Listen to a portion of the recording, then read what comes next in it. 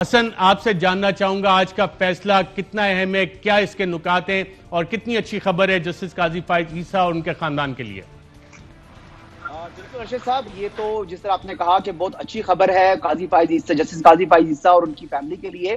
اور یہ اچھی خبر اس طرح سے ہے کہ ان کے اوپر جو مقدمہ بنا تھا، جو پہلے ان کے خلاف ریفرنس آیا تھا، وہ تو پہلے ہی کواش ہو گیا تھا اور 10 کے 10 ممبرز جو تھے سپریم کورٹ آف پاکستان کے، انہوں نے اس کو ریفرنس کو قلعدم قرار دے دیا تھا جو حکومت کا تھا. لیکن ساتھ ہی ساتھ انہوں نے جو 7 ممبران تھے، انہوں نے سرینا عیسیٰ جو کہ اہلیہ ہیں جسٹس قاضی فائز عیسیٰ کی، ان کا جو معاملہ ہے وہ FPR کے سپرد کر دیا تھا.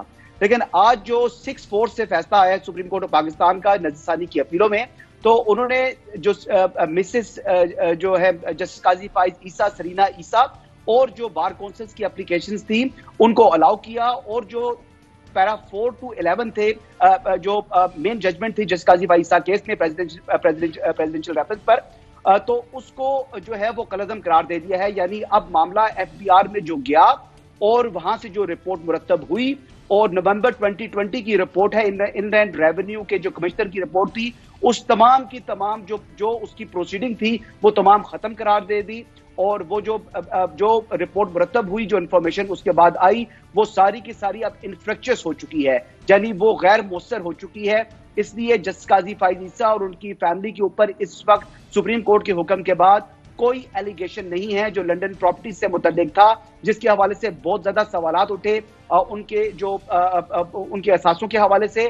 اور ساتھ ہی ساتھ میں ایک اور بات کروں کہ جو ایسٹ ریکوری یونٹ تھا جس کی جانب سے یہ سارا معاملہ انیشیٹ ہوا تھا، آج ایک سوال اس کے اوپر بھی اٹھتا ہے کہ وہ ان کا جو انفارمیشن تھی، جو انہوں نے کیس بنایا تھا، وہ سارا کا سارا ختم ہو چکا ہے. لیکن حسن، جو ججمنٹ آئی ہے اس میں ایک 6-4 کی ججمنٹ ہے اور جو 5-5 کی ججمنٹ ہے کہ 5 جج صاحبان متفق ہوئے، 5 نے اس پہ ایگری نہیں کیا. اس کا کیا مطلب ہے اور اس پہ کیا حکومت کو کلیریٹی ہے کہ اس 5-5 کی ججمنٹ کے مطلب کیا ہے؟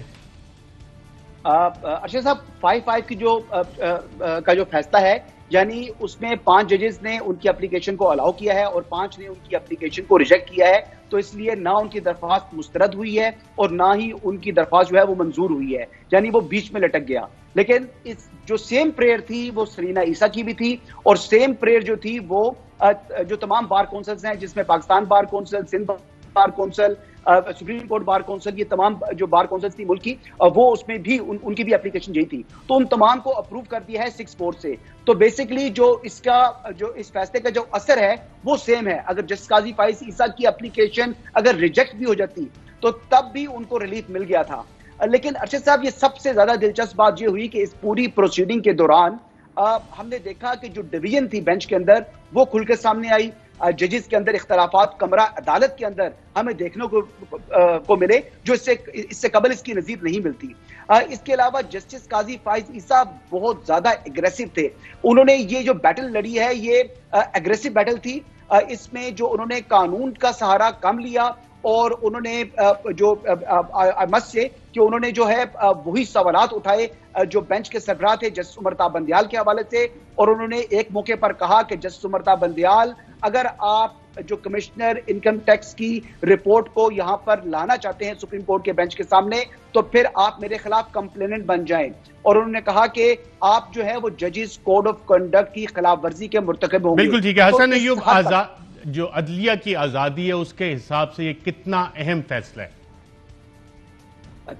دیکھیے، یہ بہت کے بعد جو سپیریئر عدلیہ ہے اس کے پاس ایک جو ان کا ٹرم ہوتی ہے ایک جج کی، اس کے حوالے سے ایک اس کے اوپر جو تلوار لٹک رہی تھی اب وہ ختم ہو چکی ہے، کیونکہ یہ دوسرا موقع ہے کہ سپریم جوڈیشل کونسل کو سپریم پاکستان نے کسی جج کے خلاف کارروائی سے روکا.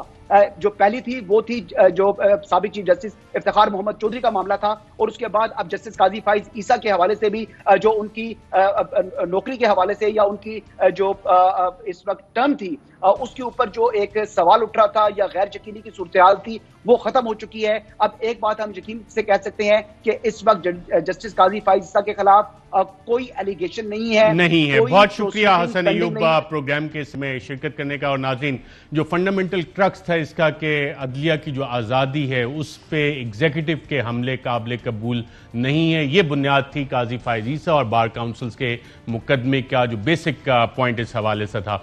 नाज़रीन, अब चलते हैं प्रोग्राम के दूसरे हिस्से की तरफ।